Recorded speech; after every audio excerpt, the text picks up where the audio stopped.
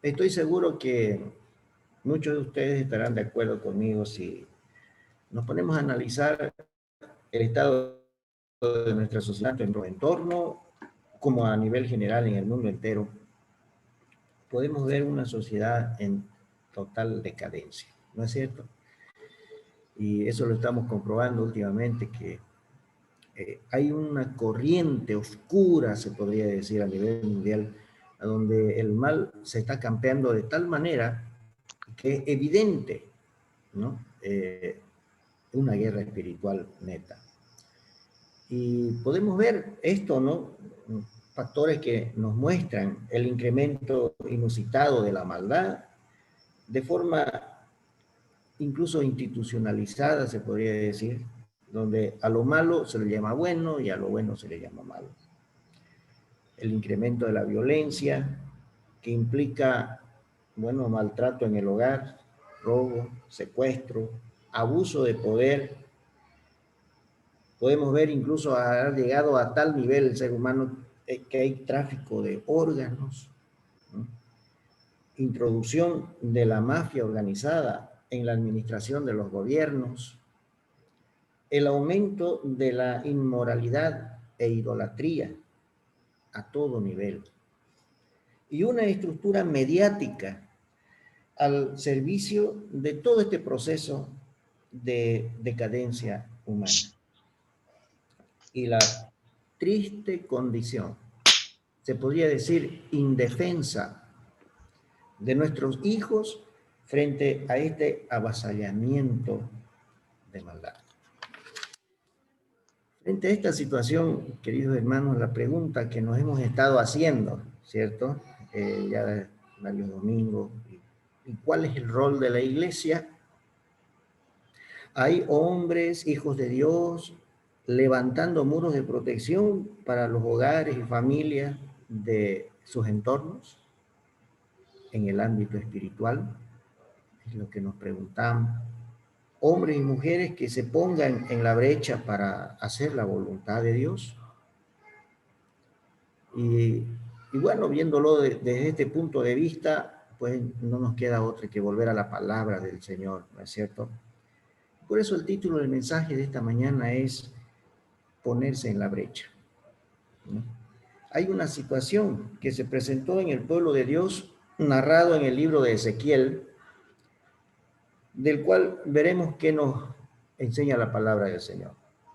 Yo les voy a invitar que abran su Biblia, pero que las tengan, o también si quiere, el hermano nos puede compartir la lectura. Está en el capítulo 22 de Ezequiel y el versículo 30.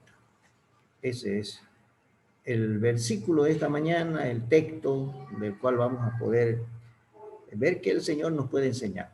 Así que les invito a abrir sus Biblias en el libro de Ezequiel, capítulo 22, versículo 30. Versículo 30. Exacto. Eso es, ¿no? Ahí está. Dice la palabra del Señor, después vamos a analizar el contexto. Y busqué entre ellos hombre que hiciese vallado y que se pusiese en la brecha delante de mí a favor de la tierra, para que no la destruyese, y no lo hallé. Hasta ahí la palabra del Señor. Gracias, hermano. Me llamó mucho la atención. Estaba en la mañana, en toda la semana yo meditando, porque sabía que me tocaría el tiempo de compartir, y uno en la semana y hace más tiempo todavía siempre está buscando qué es lo que el Señor quiere, qué es lo que el Señor pondrá en el corazón del siervo. Y me llamó mucho la atención este versículo, ¿no? Así que lo vamos a analizar, este versículo. Primero vamos a entender qué es vallado, porque yo mismo, vallado, bueno, en fin, algunos entendemos que, pero el concepto clásico de vallado es un cerco que se levanta y se forma de tierra apisonada o de bardas con el propósito de defender un lugar o impedir el acceso a este. Es un muro de contención, de defensa ¿no es cierto?, para proteger a alguien. Ahora bien, ¿pero qué significa hacer vallado en la Biblia? El Señor estaba buscando a alguien que hiciese vallado. Y hacer vallado en la Biblia, pues, es hacer un vallado en la vida espiritual. Es levantar muros, barreras para proteger a otros de lo que viene. Interceder por otros significa ponerse en la brecha, clamar y pelear desde allí. ¿Y qué significa ponerse en la brecha? Literalmente implica que alguien se encuentra trabajando y luchando por un asunto concreto. Es eso lo que nos dice la palabra. Miren ustedes, hermanos, Dios le dijo a Ezequiel que le diga a su pueblo que busca entre ellos hombre que hiciese este vallado y que se pusiese en la brecha a favor de su pueblo para defenderlo de lo que venía. Y ¿saben qué? Increíblemente, en ese tiempo y en ese contexto, el Señor no lo halló. No hubo un solo hombre en el cual pueda él encontrar lo que estaba buscando. ¿Y qué es lo que venía? Pues es obvio, el castigo de Dios. Ellos serían cautivos del imperio babilónico en ese tiempo. La ira de Dios se derramó sobre ellos, inevitablemente, ¿no es cierto? Para eso podemos leer el versículo siguiente, que es el 31, de ahí mismo, Ezequiel 22, ¿no es cierto? Y que dice, por tanto, derramé sobre ellos mi ira, con el ardor de mi ira los consumí, hice volver el camino de ellos sobre su propia cabeza, dice Jehová el Señor. Hasta ahí. De hecho, el capítulo 22 de Ezequiel titula Los pecados de Jerusalén y describe prácticamente pues toda la contaminación de idolatría e inmoralidad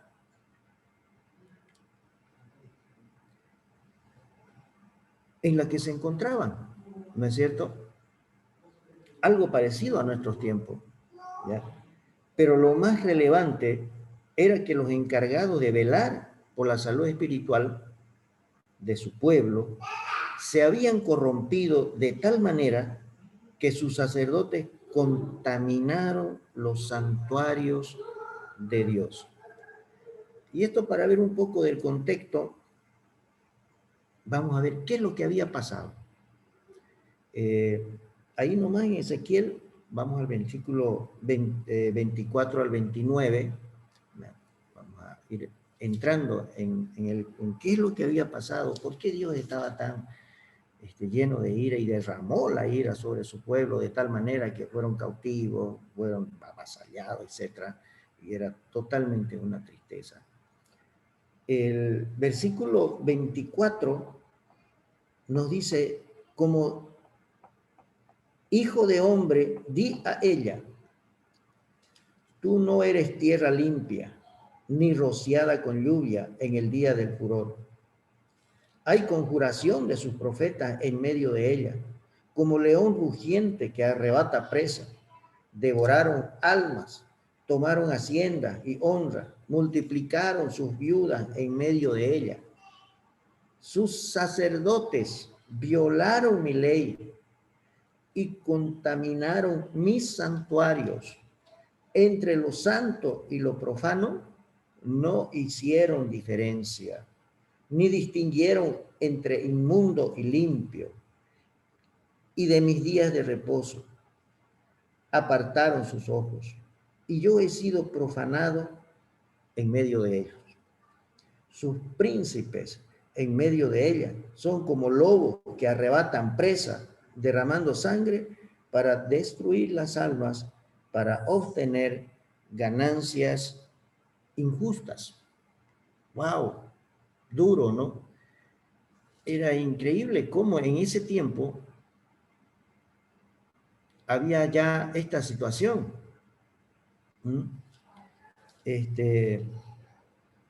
28 y 29. Y sus profetas recubrían, dice, con todo suelto, profetizándoles vanidad y adivinándoles mentiras, diciéndole, así ha dicho Jehová, el Señor, y Jehová no había hablado. El pueblo de la tierra usaba de opresión y cometía robo al afligido y menesteroso, hacía violencia y al extranjero oprimía sin derecho. Y ahí es donde ya dice Dios, ¿no? Y busqué un hombre que haga vallado. Hasta ahí la palabra del Señor. Hermanos, si analizamos esta condición, pues lamentablemente tiene mucho que ver con la condición actual de la iglesia a nivel global. Independientemente del aspecto interdenominacional, ¿no? Hablando de la iglesia a nivel general. Hoy sabemos, ¿no?, que hay una proliferación de falsos profetas, pastores que se han dejado llevar por la marea de sus intereses económicos, blasfemando el nombre de Dios al impulsar doctrinas falsas de prosperidad y que por medio de ella se han entrelazado con intereses políticos que están lejos de la voluntad de Dios. En un tiempo, ya hace varios añitos, el predicador David Wilkerson decía lo siguiente: qué triste que hoy en día la condición de la iglesia es que el mundo impacta más a la iglesia cuando las cosas del mundo se meten en la iglesia, que la iglesia impacte al mundo. Y en realidad que esto debería ser al revés, ¿no es cierto? Y eso lo podemos ver, estamos viviendo ese tiempo. Y bueno, ahora bien, a la luz de este texto, se puede derivar pues varias prédicas sobre el estado actual de la iglesia y sus implicaciones, ¿ya? Porque realmente se presta, ¿no? Nos da un panorama de lo que realmente es la iglesia actualmente. Y de eso se puede armar varias prédicas sobre la situación actual de la iglesia. Es todo un tema donde es importante hacerlo, pero el propósito del mensaje de hoy está más concentrado en el enfoque personal, ¿ya? Dios siempre utiliza hombres para llevar el mensaje de salvación, ¿ya? Dios busca un hombre, una mujer, un joven, un empresario, un estudiante, un ama de casa, un padre de familia que esté parado en la brecha y no lo haya. Oh, querido hermano, es tiempo que tú le digas, yo me incluyo, aquí estoy, Señor, quiero entregarme para trabajar. Es lo que nos hace falta en este tiempo. Más allá de cualquier otra situación, ¿no es cierto? Trabajar para el Señor. Y esto no implica, no significa que tú tienes que ser sacerdote, anciano, predicador. No, simplemente si tú ya eres un hijo de Dios, ¿ya?, el Señor te busca a ti para que tú puedas decirle al Señor, heme aquí, Señor, yo quiero trabajar, ¿no es cierto? ¿Y cuál es el trabajo para hoy? Pues predicar el Evangelio para ganar más almas para Cristo. Ese es el trabajo que Él nos dejó. Lo tenemos en diferentes citas en el Nuevo Testamento, pero Marcos 16, del 15 al 16, ¿no es cierto? ¿Qué dice? Si ustedes quieren, pueden buscar capítulo 16 de Marcos, está la gran comisión. De esta manera, ¿no? Y les dijo, id por todo el mundo y predicad el Evangelio a toda criatura, ¿ok? El que creyese y fuese bautizado será salvo, mas el que no creyere será condenado. Directo, sencillo y bien claro, ¿no es cierto? Esa es la tarea. Y esa tarea es la que nos hemos dejado de seguir en ella. O sea, porque muchas veces con todo lo que está pasando y lo que acabamos de hace rato de decir, que el mundo ha impactado más dentro de la iglesia que la iglesia en el mundo, ¿ya? La gente no sabe cómo hacerlo, ¿no es cierto? ¿Cómo hacerlo? Y eso es lo bueno en la palabra del Señor, pues tenemos algunos ejemplos de cómo hacerlo. Hermano, hay un juicio por venir y la gente está distraída, ¿ya? Adormecida por las luces y el engaño de la comodidad y el estatus del mundo. ¿Mm? Muchos a los que amamos, pues hermanos, se están yendo sin Cristo. Y esa es una cruda realidad, ¿no es cierto? Dios está buscando intercesores, hombres valientes, mujeres, jóvenes, que se pongan en la brecha. ¿Mm? Entre los ejemplos que podemos ver en la Biblia, hombres que han estado ahí delante del Señor, por ejemplo, Abraham, intercediendo por Sodoma y Gomorra, ¿no es cierto? Aunque no la salvó a Sodoma y Gomorra porque el juicio era inminente, sí salvó a su sobrino Lot y su familia, ¿no es cierto? Bueno, el caso específico de su esposa, sabemos la historia, volcó para atrás y se volvió una estatua de sal, ocurrió, pero ahí estuvo Abraham como un intercesor hablando con el Señor para que evite el juicio, para salvar al que más se podía. Señor, por favor, y Dios le dice, si pillara, Señor, 10, 4, no pilló ni uno. Le dijo, saca a tu sobrino de ahí y ya no más juicio, ¿no es cierto? ¿Qué nos está diciendo eso? Es un panorama de lo que tenemos frente a nosotros, con diferentes connotaciones, pero que lo podemos ver claramente a través del Espíritu Santo, el cual nos da y nos ayuda a poder visualizar estas cosas de lo que estamos viviendo. Otro ejemplo, y qué gran ejemplo, del cual podemos ahora sacar algunas pautas para seguir y cómo hacer. Porque la pregunta es, ¿qué vamos a trabajar? Pues predicar el Evangelio, ponernos en la brecha para que gente pueda llegar al cielo con Cristo, ¿no es cierto? ¿Cómo hacerlo? Ahí están los ejemplos. Abraham, por ejemplo, era un hombre que amaba al Señor, pero Nehemías es otro ejemplo muy claro y bueno, un claro ejemplo de restauración y liderazgo para levantar los muros de protección de su pueblo. Aquí podemos ver cuál debe ser la actitud. Nosotros ya hemos escuchado muchas veces y sabemos cómo fue utilizado Nehemías por el Señor para la restauración de su pueblo, para un avivamiento realmente en lo que estaba necesitando su pueblo, ¿no? Primero, ¿ya? No vamos a leer todo lo que pasó, pero sí lo específico para que nos ayude a entender los pasos específicos que hay que hacer, ¿no? Es arrepentimiento, ¿no?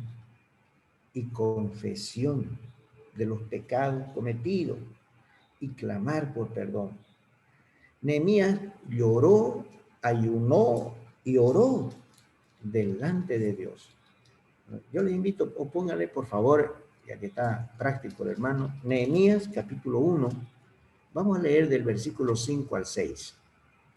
Nehemías capítulo 1, del 5 al 6, y de ahí vamos a extraer la primera parte de lo que nosotros tenemos que hacer para poder ser esas personas valientes que estén paradas en la brecha.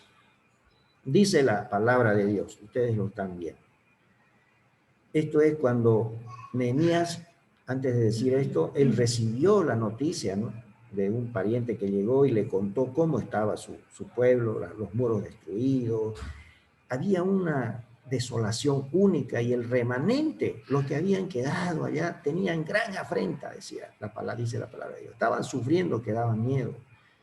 Entonces, Nehemías se quebrantó, ¿no es cierto? Y él dice, y dije, te ruego, oh Jehová, Dios de los cielos, fuerte y grande y temible, que guardas el pacto y la misericordia a los que le aman y guardan sus mandamientos. Ahí te quiero apartar poquito. Esté ahora tu oído abierto, tus ojos para oír la oración de tu siervo. Hago ahora delante de ti, oro ahora y hago ahora delante de ti. Voy a ver, esperen un ratito. Hago ahora. Sí, ¿tenés Nehemías? Hago. Es que hay una sombra en la máquina, estaba leyendo, ¿no?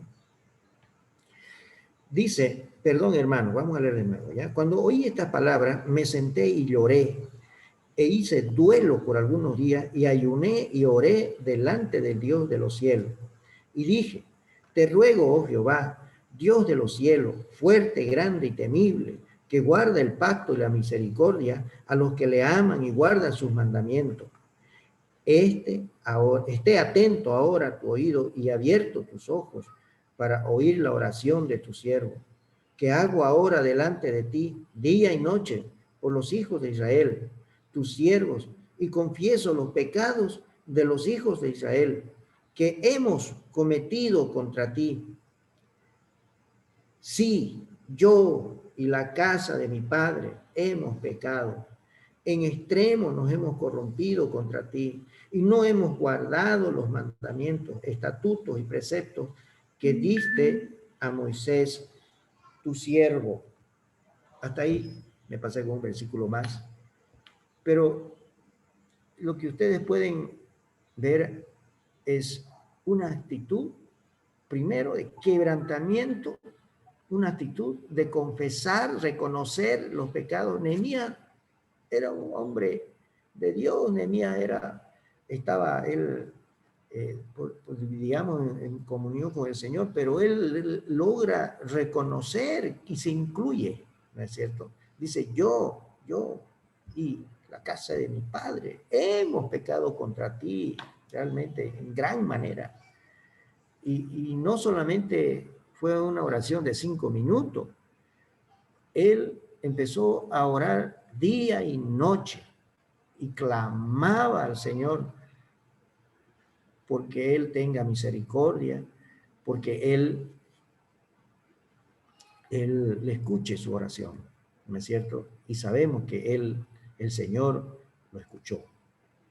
Y sabemos también cómo lo utilizó a este siervo Nehemías, hombre valiente, que podemos decir, en este caso, un ejemplo de alguien que se paró en la brecha para defender a su pueblo, para restaurarlo, contra viento y marea, porque tuvo muchos contratiempos, gente que lo odiaba, llegó a odiar, gente, poderes políticos, intereses económicos que saltaron, etcétera, pero él fue firme.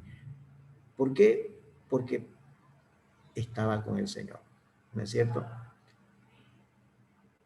Ahora, hermano, ¿qué es lo primero que tenemos que hacer? Para empezar, si yo quiero trabajar para el Señor, a donde yo estoy, como soy, no necesito ser erudito, teólogo, no, ¿ya? Lo primero que necesito, pues, no podemos ser utilizados por el Señor si no somos salvos. La primera condición para la cual yo voy a tener ese amor y sí o sí para trabajar con el Señor es tener la salvación y tener la certeza y la seguridad de que yo tengo vida eterna y que yo voy a ir al cielo una vez este cuerpo empiece o deje de funcionar. Cuando tengo esa certeza, cuando yo conozco realmente a través de la palabra, en mi corazón, a través del Espíritu Santo, entonces es el primer paso para poder ser ese hombre, esa mujer, ese joven que esté parado en la brecha para defender su familia, su hogar, su país, su tierra, etcétera, etcétera. Lo segundo, tener comunión íntima con Dios. Clamar a Dios por la sanación de los que están perdidos. Así como Pablo nos alienta en que el Espíritu Santo pues nos guía y nos contriñe. Miren ustedes, hermanos, estamos con 2 ejemplos del Antiguo Testamento. Y estos hermanos se puede decir que eran de la antigua, de la anterior dispensación, ¿no es cierto? Porque hay la dispensación antes de la venida del Señor Jesucristo y la después, antes de Cristo, después de Cristo. Bueno, y nosotros, bueno, estamos en la después de Cristo, ¿no es cierto? Y un privilegio, pero inmenso, el que nosotros tenemos en que el Espíritu Santo ahora mora en cada uno de los que recibe al Señor como su Salvador por la fe y su gracia y su misericordia, ¿no? Es por eso que Pablo nos muestra, por ejemplo, en Romanos 8:26, ahora sí voy a buscar mi Biblia porque en la pantalla no lo puedo ver bien. Romanos 8:26 dice así: y de igual manera, ¿no es cierto?, el Espíritu nos ayuda en nuestra debilidad, pues ¿qué hemos de pedir como conviene? No lo sabemos, pero el Espíritu mismo intercede por nosotros con gemidos indecibles, ¿no es cierto? Y podemos leer 27 más el que escudriña los corazones, ¿no? Sabe cuál es la intención del Espíritu, porque conforme a la voluntad de Dios intercede por los santos, ¿no? Y esto es muy importante. Mas de igual manera, dice, el Espíritu nos ayuda en nuestra debilidad. Pues, ¿qué hemos de pedir como conviene? No lo sabemos. Muchas veces nos queremos estar a orar, queremos clamar al Señor y en realidad, pues no nos salen las palabras o no sabemos qué decir, pero el Espíritu Santo ahí es el que nos ayuda y sabe qué vamos a pedir. Intercede por nosotros con gemidos indecibles, ¿no es cierto? Hermano, Dios no te dejará solo. Él escudriña los corazones y sabe cuál es la intención del Espíritu, porque conforme a la voluntad de Dios intercede por los santos, es lo que dice la palabra del Señor, ¿no?, en el versículo 27. Pero ¿qué quiere más o menos decir eso? Siempre escuchamos muchas veces que el Espíritu intercede con gemidos indecibles. ¿Usted alguna vez se ha puesto a preguntar qué es el gemido indecible? ¿Mm? En algunas ocasiones a mí me ha tocado experimentarlo, ¿no es cierto? Y generalmente es cuando realmente hay una desesperación porque el Señor actúe en alguna situación específica, ¿ya?, por la salvación de alguien amado, por ejemplo, ¿no es cierto? Es cuando uno, es cuando uno, por ejemplo, empieza a orar, tanto la opresión en el pecho, es tanto, digamos, el dolor que hay adentro de la persona, y que empieza a orar bien con el Señor y dice: Señor, tú que eres grande, misericordioso, yo quiero pedirte, y empieza uno ya, se quebranta, y ya uno ni quiere hablar, no puede ni hablar siquiera, y solamente hace unos gemidos y un quebranto, pero único. Es el Espíritu Santo que le guía a uno en el quebranto, y es el Señor que escucha esa oración cuando realmente es de corazón, no una oración por cumplir o por esperar lo que uno quiere que el Señor haga, ¿no es cierto?, sino porque realmente uno se entrega a la voluntad y la gracia y misericordia del Señor, ¿no es cierto? Hermano, si Dios utilizó a Nehemías en tiempo que el Espíritu Santo todavía no había descendido, ¿cuánto más hoy, como decía hace rato, tenemos el privilegio de que el Espíritu Santo esté con nosotros? Porque es clara la palabra, hermano. Él dice que el Espíritu Santo nos llenará de poder, ¿no es cierto? Y todos sabemos, Hechos 1:8, ¿qué dice Hechos 1:8? Mas cuando haya venido el Espíritu Santo, recibiréis poder para que me seáis testigos, ¿no es cierto? ¿Testigos de qué? del Señor Jesucristo, de su evangelio, de la verdad, de la luz, ¿no es cierto? ¿Ah? Para que me seáis testigos en Jerusalén, en toda Judea, en Samaria y hasta lo último de la tierra. ¿Mm? Recibiréis poder. Hermano, cada uno de los que hemos recibido a nuestro Señor Jesucristo como Salvador, pues estamos revestidos del Espíritu, de su Espíritu Santo, con poder, ¿ya? Pero no quiere decir que como esa imagen de cine ficción y yo soy un Superman, me entró el poder y yo tengo el poder, ¿no? Y empiezo a volar y soy el titán, güey, ¿no? El Señor quiere tu corazón, tu humildad, ¿no es cierto? Ese poder no se perfecciona en tu orgullo, en el que vas a ser, ya ahora ya no soy como antes, etcétera. Hasta ahí está la tentación sutil del orgullo que puede tener cada hijo de Dios. Sino claramente dice, cuando el Señor le dijo a Pablo, ¿no? que su gracia se perfecciona en la debilidad, en su debilidad, porque él había tenido un aguijón en su carne que le molestaba todo el tiempo y él había orado varios, varios días, meses posiblemente, que le quite ese aguijón a Pablo. La respuesta fue, bástate mi gracia. Wow. ¿No? Entonces Pablo comprendió y dijo, me glorío ahora en mis debilidades. ¿Para qué? Porque sé que en esas debilidades, pues, el poder del Señor se va a perfeccionar. ¿No es cierto? Entonces, comunión íntima con Dios.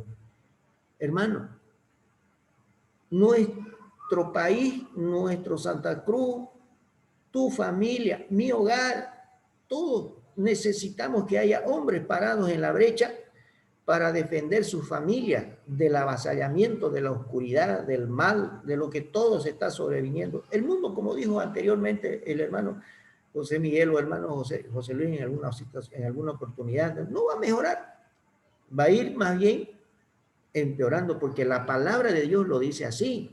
Nosotros los hijos de Dios no estamos para mejorar el mundo y que de nuevo todo sea pues una belleza, ¿no? No, estas son señales de los principios de dolores del fin, ¿ya?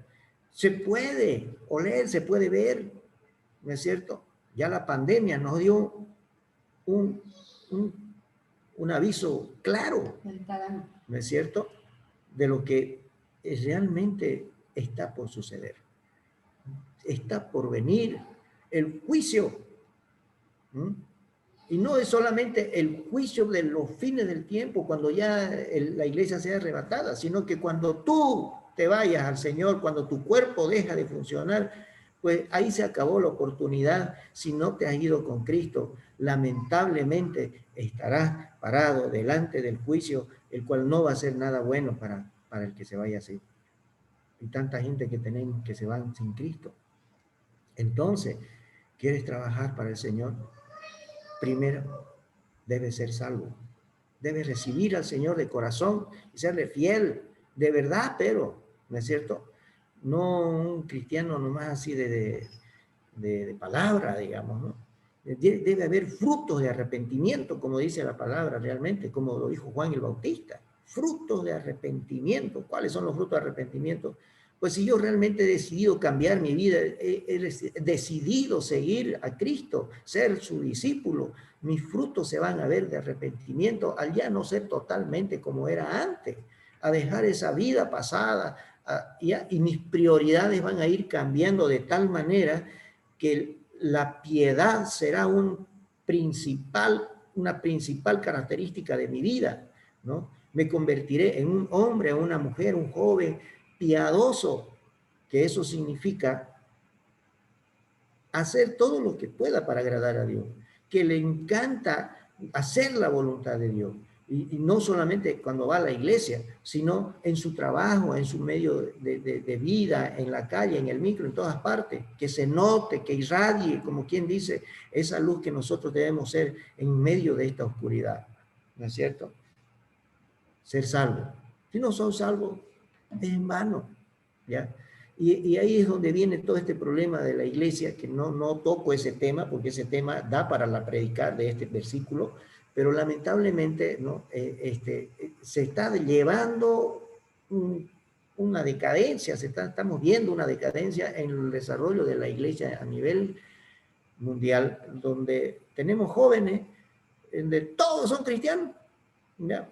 Pero de todo eso, pues, creo que la mayoría, el buen porcentaje, no han recibido al Señor efectivamente, y no hay frutos de arrepentimiento, porque no se está predicando el arrepentimiento, ¿no?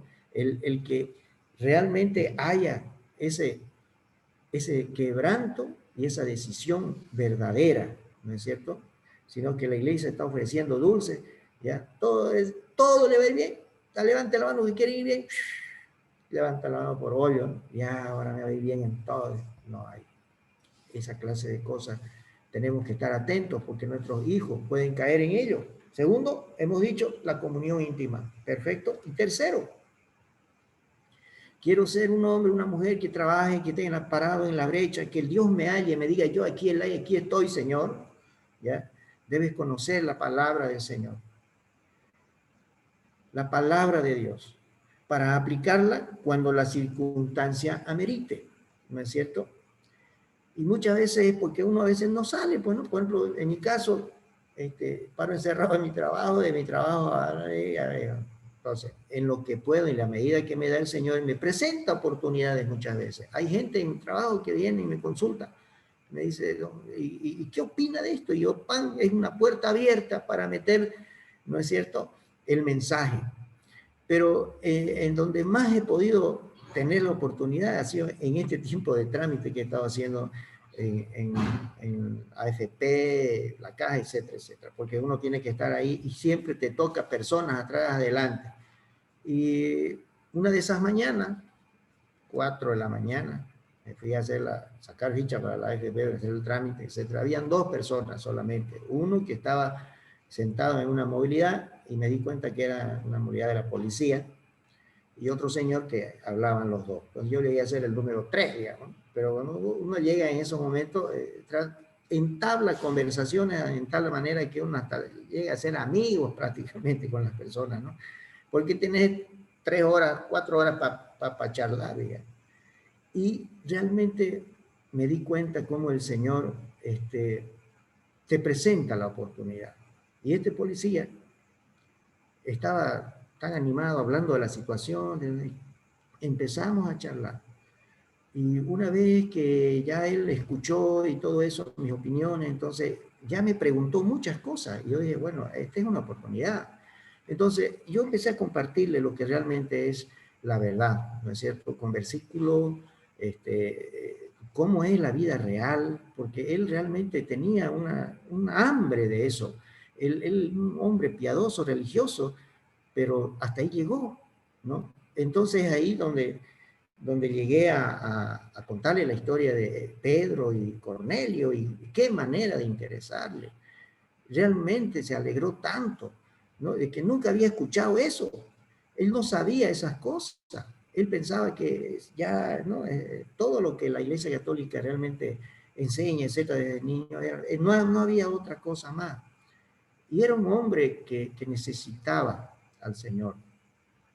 Él tenía a su hijito incapacitado, que lo cuidaba a su padre, él solo, ¿no es cierto? Situaciones que uno se llega a enterar. Pero es bueno conocer la palabra. ¿Qué hubiera hecho si uno por lo menos no me sabía los versículos, ¿no? Clave, ¿no es cierto? Y yo les exhorto, no es difícil. Yo ya estoy practicando, ya mi Matías ya se sabe el Juan 3:3, por ejemplo. ¿Ah? ¿Y cómo no nosotros vamos a poder hacerlo y aprenderlo? Debes saber versículos de memoria, por ejemplo, como Romanos 3:23, Romanos 6:23, Romanos 5:8, Romanos 10, del 9 al 10, Juan 1:12 y Juan 3:3. Básico, por lo menos esos versículos debemos saberlos de memoria, porque en cualquier momento el Señor nos va a presentar una oportunidad de compartir el Evangelio y entonces ahí es donde nosotros debemos empezar a trabajar, ¿no es cierto? Es así. ¿ya? Siempre es bueno tener un folleto evangelístico, por ejemplo, a mano, ser amables y estar preparados para responder preguntas y guiar, ¿no es cierto? Nunca debemos entrar en un nivel de discusión. Cuando la persona empieza a discutir y a preguntar y todo y enojarse, discúlpeme, yo no quería que esto suceda, por favor, con mucha educación, entonces la persona calma su ¿no? Porque como dice la palabra, ¿no? La blanda respuesta aplaca la ira. Nosotros debemos aplicar en cada situación todo lo que nosotros vamos aprendiendo de la palabra del Señor. Por eso, tercero, debes conocer la palabra, ¿no es cierto? Y siempre siendo amables en la situación en la que el Señor nos presente la oportunidad. Hay gente que realmente a veces está esperando, así como ese señor, ¿no? Tanto así que me dice él, bueno, no es que es el Señor el que hace. Yo nunca había escuchado esto y Dios me lo mandó a usted para que yo entienda, ¿no es cierto? Porque le expliqué toda la connotación que tiene que ver con lo religioso y lo que realmente es la verdad, porque Cornelio era un tipo religioso, pero piadoso. Y Dios dice la palabra que escuchó sus oraciones de Cornelio, tanto así que le mandó un ángel y una visión para que mande a buscar a Pedro, ¿no es cierto? Era prácticamente su situación del Señor. Y muy emocionado, y hemos tenido sus contactos, tengo su teléfono. Esas cosas, ¿no es cierto? Eh, Hay que estar preparados para responder preguntas y guiar. Otra cosa es que no nos desanimemos, hermanos, no debemos desanimarnos, porque ese es un arma, es un virus que al cristiano le afecta cuando uno se desanima. No todos van a estar predispuestos, en fin, bueno, lo veamos, pero vamos sembrando, ¿no es cierto? Porque como dice Gálatas, este, Gálatas 6:9, ¿no? No nos cansemos de hacer el bien, porque a su tiempo segaremos si no desmayamos, ¿no es cierto? Nosotros debemos esparcir la semilla. Incluso hasta se puede hablar de arar la tierra, porque siempre hay la figura en la palabra de que el mensaje es como cuando un agricultor trabaja, ¿no es cierto? Y ahí está en el Nuevo Testamento la figura de la semilla, que es la palabra de Dios, y si cae en tierra fértil, es decir, en un corazón dispuesto a oír y creer, pues dará su fruto, ¿no? De 100 al 100 por uno. Y siempre va a haber corazones duros, como el camino, o corazones con zarza y espina, etcétera. La palabra lo dice, pero nos dice también en la palabra que no nos desanimemos, que nosotros sembremos, pero hay que esparcir la semilla, ¿no es cierto? Escuchando unos mensajes, yo decía, escuchaba y entendía. Muchas veces nosotros pensamos que donde estamos ahí vamos a sembrar, sembrar. No, un agricultor hace un hueco grande y mete toda la semilla ahí, ¿no es cierto? El agricultor va y esparce la semilla, va más allá y vuelve al otro surco, va. Entonces, nosotros debemos hacer lo mismo. La semilla no es solamente en mi casa o en mi barrio, nada más, y no salgo más, y salgo a la calle y soy un total desconocido. No, debemos estar preparados para ir lanzando la semilla, para arar la tierra y sembrar. Puede ser que dé resultado, puede ser que no. El Señor es el que ya trabaja en eso, pero yo estoy cumpliendo mi trabajo. Y la palabra es clara, ¿no? El día en que el Señor regrese y nos encuentre trabajando y haciendo, Él nos va a decir, buen siervo, entra al gozo de tu Señor. ¿Cuándo no podemos tener ese gozo? Qué hermoso sería que nos encuentre haciendo eso, ¿no es cierto? Bien, más ejemplos. En la palabra de hombres que han sido parados en la brecha, hombres que el Señor utilizó, intercesores para ayudar. Tenemos a Pedro en la conversión de Cornelio y toda su familia, que ya les comenté hace rato. Es muy interesante esta historia. Pablo en la intervención oportuna para que el carcelero se salve, él y toda su casa. ¿No es cierto? A veces el Señor puede utilizar el miedo inclusive. Imagínense y pónganse en el lugar de este carcelero, en el contexto de ese tiempo. El carcelero, ustedes saben, perdía o permitía que se les escape los presos, él tenía que pagar con su vida, ¿no es cierto? Era tal la situación que entonces él decidió matarse, ¿no? Porque vio que las puertas abiertas, no los vio a los presos, y entonces agarró la espada y se estaba por meter la espada. Prefiero morir a que me maten de la manera que lo hacían los romanos, ¿no es cierto? Pero ¿qué hace Pablo? Pablo le tira un grito y una reacción, pero de segundo, como cuando tu hijo se está cayendo a un lugar feo, pues lo agarrar rapidingo, ¿no es cierto? Para que no se golpee la cabeza. Esa fue la reacción de Pablo y gritó fuertísimo que no, no lo hagas, no, estamos aquí, no nos hemos ido, tranquilo, tranquilo. Y entonces él, me imagino, ¿no? Hasta temblando, es decir, su primera reacción, señores, ¿qué tengo que hacer para ser salvo? Y ahí estaba la oportunidad. Y entonces Pablo le respondió y le dice, cree en el Señor Jesucristo y serás salvo tú y tu casa.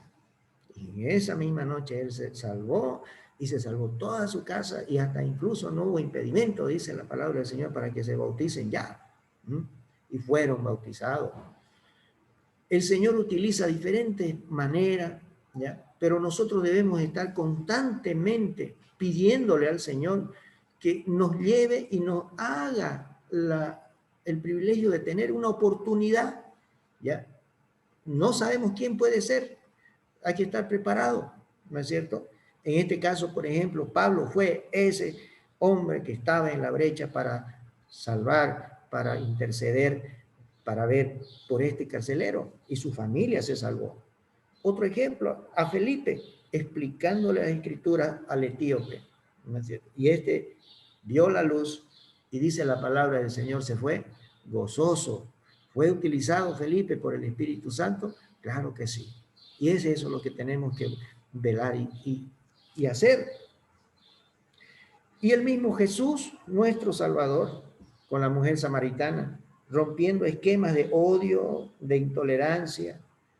Increíble y emocionante cómo el Señor se pone a charlar con una mujer que realmente, bueno, Dios la escogió, ¿no? Y,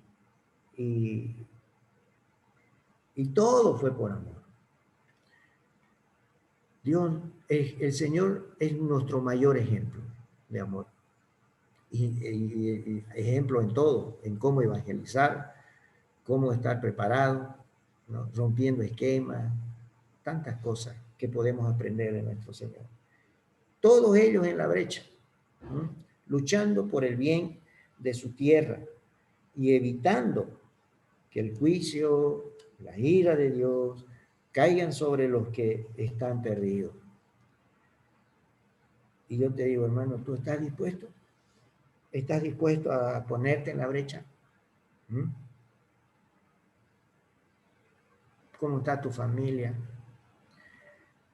Por ahí podemos empezar. Cabeza de hogar, estás parado en la brecha, listo para defender del avasallamiento, ¿ah? de esta oscuridad del mal que se viene a tal nivel, que es tan grande, ¿no es cierto? ¿Y quién va a defender tu familia si no eres tú? Y yo les exhorto, hermano, a que nosotros empecemos a hacer lo que hizo Nehemías, a reconocer nuestras fallas, porque nadie puede decir que es perfecto. Somos pecadores. En alguna área hemos fallado. En algún momento nos hemos distraído. En alguna área no hemos seguido haciendo lo que hacíamos.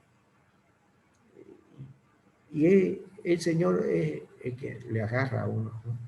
Pero yo quisiera que cada uno de nosotros, anhelo, lo exhorto, a que nos pongamos de rodillas y le preguntemos y reconozcamos al Señor nuestra falla y le preguntemos, Señor, ¿qué hago?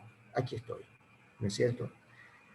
Y así como Nehemías, como Abraham, como Pablo y como tantos otros valientes hermanos en todo el mundo, hijos de Dios, están parados en la brecha defendiendo por la verdad para sus familias y para el mundo.